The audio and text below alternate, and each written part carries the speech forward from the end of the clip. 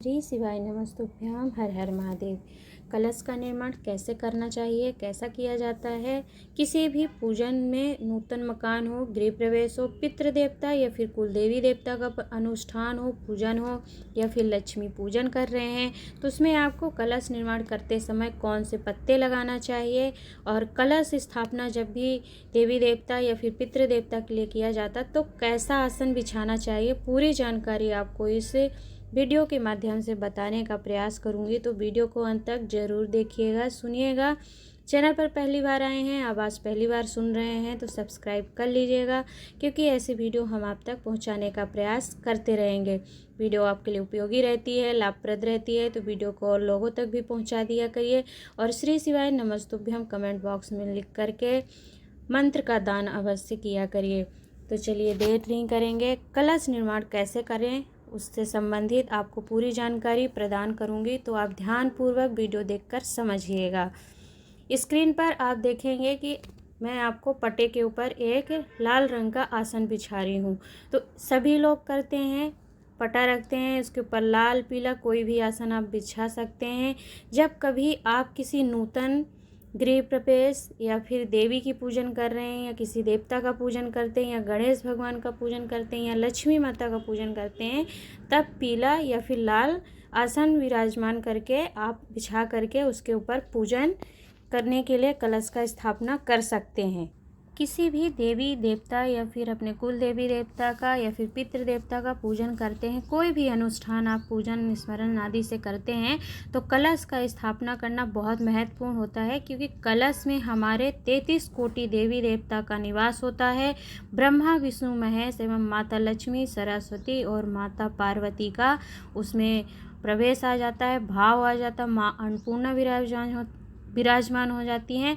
और कलश के अंदर जो जल होता है उसमें श्री गणेश भगवान, रिद्धि सिद्धि, नारियल के रूप में हमारे कार्तिकेय भगवान, आम के पल्लव के रूप में सभी देवी देवता विराजमान होते हैं, कुल देवी विराजमान होती, हमारे पितरों का आशीर्वाद होता है। तो इसकी स्थापना हमें हर पूजन में करनी ही पड़ती है, परंतु कुछ जानकारी नहीं होती है हमें कि हम हर पूजन में कैसा कलश स्थापना करें। तो वही आपको पूरी जानकारी बताऊंगी। देखिए, सबसे पहले एक आप पटा बिछा लीजिए, पट्टे के ऊपर लाल या पीला रंग का आसन बिछा लीजिए। साधारण जो हर पूजा में आप कलश स्थापना कर सकते हैं वो आपको बता रही हूँ। तो आसन बिछा करके आप एक लोटे में जल भर लीजिए। जल भर करके आप उसमें थोड़ा सा चाहें तो गंगा जल डाल सकते हैं। आसन आप पीला लाल जो मर्जी हो, चाहे गणेश भगवान की पूजा करें, चाहे लक्ष्मी माता की, बिछा लीजिए। और छोटा सा चावल का मुट्ठी भर ढेर करिए, और उस ढेर के ऊपर जो आपने कलश लिया है, कलश आप स्टील का, लोहे का नहीं होना चाहिए, बस स्टील का ले सकते हैं, तांबे का ले लीजिए, पीतल ले लीजिए, कांसा ले लीजिए, जो आपके पास है वह आप ले लीजिए। मिट्टी का भी ले सकते हैं, मिट्टी तो बहुत पवित्र और शुद्ध मानी जाती है। और फिर मुट्ठी का ढेर करके जो आप कलश रख रहे हैं, अर्थात लोटा जल भर के रख रहे हैं, उसमें गंगा जल डाल लीजिए और जल भर लीजिए और संकल्प लीजिए। संकल्प करने के लिए स्क्रीन पर आप देखेंगे कि एक सुपारी, सिक्का, पुष्प और अक्षत और जल का होना बहुत आवश्यक है। सिक्का भले ही आप ना डालें, परंतु सुपारी और चावल, पुष्प और जल का आपको संकल्प लेके कलश में अपने सभी देवी देवता का स्मरण करते हुए, कुल देवी देवता, अपने पितृ देवता, अपने स्थान देवता, ब्रह्मा विष्णु महेश, माता सरस्वती और सर्वप्रथम श्री गणेश भगवान का नाम स्मरण करके संकल्प लेकर के कलश की स्थापना करना चाहिए, क्योंकि इसमें ब्रह्मा विष्णु महेश सभी देवताओं का निवास होता है। कलश का जो बाहरी हिस्सा होता है, चारों तरफ से जो कलश का बाहर का हिस्सा है, उसमें 33 कोटि देवता विराजमान होते हैं।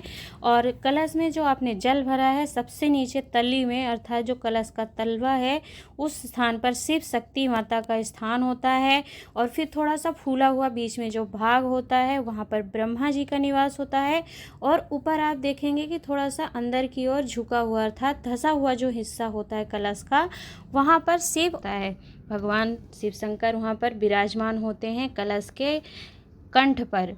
और सबसे अग्र भाग में जो चारों ओर का गोल हिस्सा होता है, वहाँ पर भगवान विष्णु का निवास होता है। तो यह कलश अपने आप में बहुत विशेष और महत्वपूर्ण होता है, साधारण नहीं होता है। और इस प्रकार आप कलश रख करके फिर आपको स्वास्तिक का निर्माण करना है। स्वास्तिक निर्माण आप ढंग से करिएगा, ऐसे नहीं, कुछ लोग गलत तरीके से करते हैं। स्क्रीन पर आप देख सकते हैं कि मैं स्वास्तिक निर्माण कैसे कर रही हूँ। यदि स्वास्तिक का निर्माण आपको बताऊंगी तो वीडियो बहुत लंबी हो जाएगी। देखिए, कुछ लोग क्या करते हैं, प्लस का साइन कर लेते हैं और चारों रेखाएं आपस में क्रॉस कर देते हैं। तो आपको निर्माण करते समय ध्यान रखना है कि आप लाइन को क्रॉस नहीं करेंगे, सीधे से लेके उल्टे हाथ की तरफ, अर्थात आपका जो सीधा हाथ है वहाँ से चार आपको मतलब चारों रेखाएं खींचनी है, जिसमें कि वह काम, अर्थ, मोक्ष और धर्म का प्रतीक होता है। ऐसे सारी स्वास्तिक में जो लाइनें होती हैं उसका निर्माण करेंगे आप। सीधे से दाएं, मतलब कि सीधे से उल्टे की तरफ आना है। ऐसे नहीं कि आप उल्टे हाथ से लेकर के फिर सीधे हाथ की तरफ आएंगे। जिस प्रकार स्क्रीन पर आप देखिएगा मैं स्वास्तिक बना रही हूँ, इसी प्रकार आप स्वास्तिक बना लीजिएगा। जिन लोगों को आता है वो श्रेष्ठ है, बना करके फिर इसके ऊपर सबसे महत्वपूर्ण चीज़ होती है पल्लव लगाना। तो देखिए, सभी पूजा में वैसे तो आम के पल्लव की श्रेष्ठता होती है। जितनी पान के पत्ते की महत्वता नहीं होती है, उतने आम के पल्लव की महत्वता होती है कलश स्थापना करते हैं तो उसमें लगाने की। क्योंकि आम के पल्लव को भगवान शंकर ने वर दिया था, कामदेव जब जलकर भस्म हुए थे, कि सभी पूजन पाठ में आपकी पूजन के पल्लव की विशेष महत्वता होगी, चाहे द्वार पर बंदरवाल हो या फिर कलश स्थापना के समय उसमें पत्ते लगाने की हो। तो आप स्क्रीन पर देख सकते हैं, आपको आम के पत्ते लगा करके गणेश भगवान की पूजा, लक्ष्मी माता की पूजा आदि जब भी ऐसे साधारण तरह से करते हैं तो आप कर सकते हैं निर्माण। और फिर उसके ऊपर नारियल रखा जाता है, चारों तरफ उसके आम के पत्ते लगाए जाते हैं और आम के पल्लव लगा करके फिर आप आम के पल्लव लगाकर उसके ऊपर नारियल रखेंगे। नारियल के ऊपर 9 बार कलावा जरूर लपेट लीजिएगा। ऐसा नहीं है कि 3, 7 या 5 बार आपने लपेट कर कलश की स्थापना के ऊपर नारियल रख दिया, तो ऐसा आप नहीं करेंगे। तो आप नॉर्मल तरीके से कलश स्थापना कर सकते हैं आम के पल्लव और नारियल को रख करके। अब हम बात करेंगे 3 महत्वपूर्ण तथ्य, जो कि पहला है, यदि आप किसी नूतन मकान में प्रवेश कर रहे हैं, आपका नया घर मकान बना है और उसमें आप गृह प्रवेश के समय पर पूजन करने के लिए कलश स्थापना कर रहे हैं, तो जब भी आप उसमें करेंगे तो स्क्रीन पर देखिएगा, पहले तो आपको लाल रंग का ही आसन लगा लेना है। कलश मैंने बताया कि आपको जल भरकर गंगा जल डाल कर रखना है। संकल्प उसमें सुपारी, सिक्का, अक्षत और थोड़ा सा जल लेकर के डालेंगे और कलश के नीचे चावल का मुट्ठी का ढेर रख लेंगे। परंतु जब भी आप नए गृह प्रवेश में प्रवेश करते हैं तो उसके ऊपर स्क्रीन पर देखिएगा कि आपको कौन से पत्ते लगाने हैं। यहाँ पर ध्यान देने वाली बात है कि जब भी आप नए मकान में गृह प्रवेश करेंगे तो उसमें आपको आम के पल्लव नहीं, अपितु उसमें लक्ष्मी का निवास हो, जिस घर में आपके प्रवेश हो रहा है, समृद्धि हो, तो उसके लिए आपको 5 या 7 जो बन सके पान के पत्ते लगा करके कलश की स्थापना करी जाती है। स्क्रीन पर आप देखेंगे जिस प्रकार मैंने आम के पत्ते लगाए हैं और आम के पत्ते लगा करके फिर नारियल रखेंगे। नारियल के ऊपर 7 बार, 5 बार, 3 बार, 1 बार कलावा नहीं लपेटेंगे, 9 बार ही कलावा लपेटा जाता है। यदि आप कम लपेटते हैं 5 या 7 तो फिर हमारे घर से लक्ष्मी छिन्न होती है, तो इस बात का आप ध्यान रखेंगे।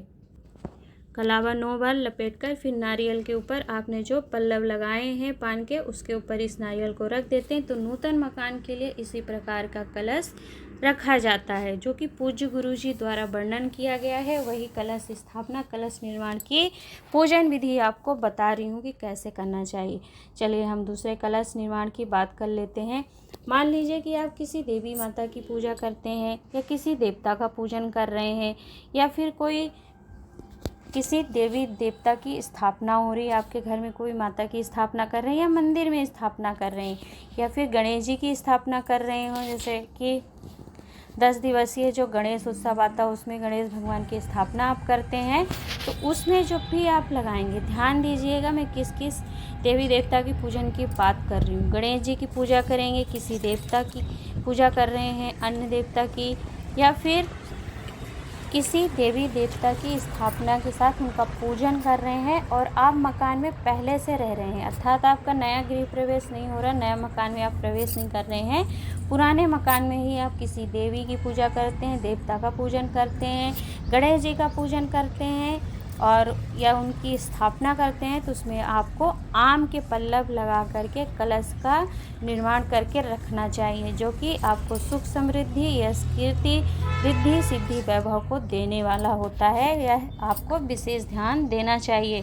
मैं आपको बता रही हूँ कि नए गृह प्रवेश में आम के पत्ते की जगह पान के पत्ते लगाए जाते हैं।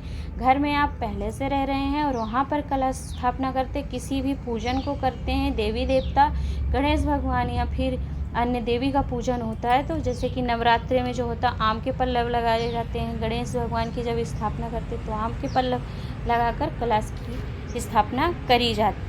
तो आपने जाना कि गणेश जी देवी देवता की पूजन के लिए आप घर में पहले से रह रहे हैं, तो आपको आम के पल्लव लगा करके कलश का निर्माण करके रखा जाता है। चलिए अगला और विशेष महत्वपूर्ण बात है, ध्यान दीजिएगा। स्क्रीन पर आपको बट के पत्ते दिख रहे हैं, तो इसी तरीके से बट के पत्ते लेना है, पीपल के पत्ते लेना है और आम के, तीनों तरह के पत्ते लिए जाते हैं। किस पूजन में, ध्यान दीजिएगा।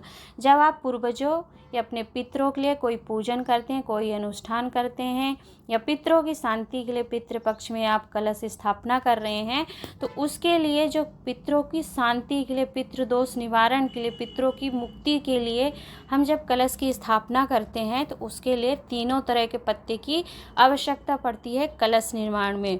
आपको आम के पत्ते भी लगाने हैं कलश में, पीपल के पत्ते भी लगेंगे और बट का भी पत्ता लगेगा।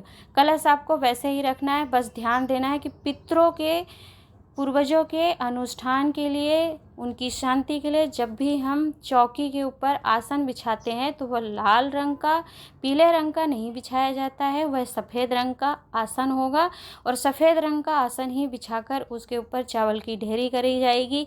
चावल अक्षत होता है, जो कभी भी क्षय नहीं होता, तो उसकी महत्वता होती है, उसे रखना ही पड़ता है। तो कलश के नीचे आप चावल रखिएगा, चावल के एक मुट्ठी ढेर करके फिर कलश में आप गंगा जल भर करके रखिए, क्योंकि गंगा जल सभी कलश में विशेष और महत्वपूर्ण होता है, ज़रूरी होता है। तो फिर सफ़ेद रंग के आसन के ऊपर आप कलश रखेंगे जल भर के, उसके ऊपर स्वास्तिक का निर्माण करेंगे। यदि आपके पास सफ़ेद चंदन हो तो सफ़ेद चंदन से कलश के ऊपर यदि आप स्वास्तिक निर्माण करते हैं, तो वह पितरों को शांति देने वाला होता है, पितृदोष निवारण के लिए होता है। और फिर इसके ऊपर आपको तीनों तरह के पत्ते, बट वृक्ष के पत्ते, पीपल के पत्ते, 5 आप बट वृक्ष के पत्ते कर सकते हैं, 5 आप पीपल के पत्ते ले लीजिए, 7 या 5 आम के पत्ते ले लीजिए और तीनों तरह के पत्ते कलश के अंदर लगा करके फिर उसके ऊपर नारियल के ऊपर कलावा लपेट कर, कलावा ध्यान दीजिएगा सफ़ेद रंग का, यदि आपको कच्चा सूत प्राप्त हो जाए तो उस सूत को सफ़ेद रंग का लपेट करके आप नारियल के ऊपर रखते हैं कलश को, तो फिर वह पितरों को सुख शांति प्रदान करने वाला होता है। क्योंकि पितृदेवता जो होते हैं, पितृदेवता को सफ़ेद रंग से प्रियता होती, उन्हें प्रिय होती है, तो यदि हम उनके पूजन अनुष्ठान में सफ़ेद रंग के चंदन, सफ़ेद कलावा, सफ़ेद वस्त्र का प्रयोग करते हैं, तो हमें वह आशीर्वाद प्रदान करते हैं और हमारे घर में सुख समृद्धि का प्रवेश होता है। तो स्क्रीन पर आप देखकर कलश की स्थापना समझ सकते हैं कि मैं बट के पत्ते भी लगा रही हूँ, पीपल के पत्ते और आम के पत्ते, तीनों तरह के पत्ते लगाकर फिर उसके ऊपर आप नारियल रखेंगे और कलश की स्थापना करेंगे। तो आपने जाना आज की वीडियो में 3 तरह के कलश की स्थापना। जब कभी आप नए गृह प्रवेश में प्रवेश करते हैं तो पान के पत्ते लगाए जाएंगे, और आप किसी मकान में पहले से रह रहे हैं, गणेश भगवान या माता किसी की देवी की पूजन करते हैं, तो आपको उसमें आम के पत्ते लगाए जाएंगे। लक्ष्मी पूजन जब भी आप करते हैं तो उसमें पान के पत्ते लगाए जाते हैं, क्योंकि लक्ष्मी माता को पान का पत्ता अति प्रिय होता है, इसीलिए उनकी पूजन में पान के पत्ते की महत्वता होती है। पितृदेवता जो होते हैं, हमारे पितरों का जो निवास होता है पीपल वृक्ष पर भी होता है और बट पे भी होता है। बटकेश्वर महादेव जो बट वृक्ष के नीचे विराजमान होते हैं, पितरों की मुक्ति के लिए ही उनका पूजन होता है और आम के पत्ते तो जरूरी होते ही हैं। तो इन तीनों पत्तों का प्रयोग करते हुए यदि आप कलश स्थापना करते हैं तो यह आपको सुख समृद्धि देने वाला होता है और आपके मनोरथों को, आपको मनोकामना को पूर्ण करने वाला होता है, जो कि पूज्य गुरु जी द्वारा वर्णित आपको बताने का प्रयास किया है। तो आज की वीडियो में आप जान पाए हैं कि आपको कलश की स्थापना कैसे करना चाहिए और किस देवी देवता के पूजन में कौन से पत्ते लगाना चाहिए, पूरी जानकारी आपको देने का प्रयास किया है। तो चैनल सब्सक्राइब ज़रूर कर लीजिएगा और कुछ आपको समझ में नहीं आया हो, आप जानना चाहते हो तो ज़रूर पूछिएगा, हम उसे बताने का प्रयास करेंगे। आज की वीडियो में इतना ही। इस कलश निर्माण का स्थापना में पान के पत्ते, आम के पत्ते या फिर तीनों तरह के पत्ते का जो वर्णन पूज्य गुरु जी ने किया था, वह अपनी श्री शिव महापुराण कथा की पंचम दिवस में, जो कि 2 से 8 मई 2021 पंजाब चंडीगढ़ से श्रवण करवाई थी, जो कि कथा का विशेष प्रसारण था, उसमें वर्णन किया था। तो यदि आप स्वयं उनकी कथा से श्रवण करना चाहते हैं तो कर सकते हैं। श्री शिवाय नमस्तुभ्यम। हर हर महादेव।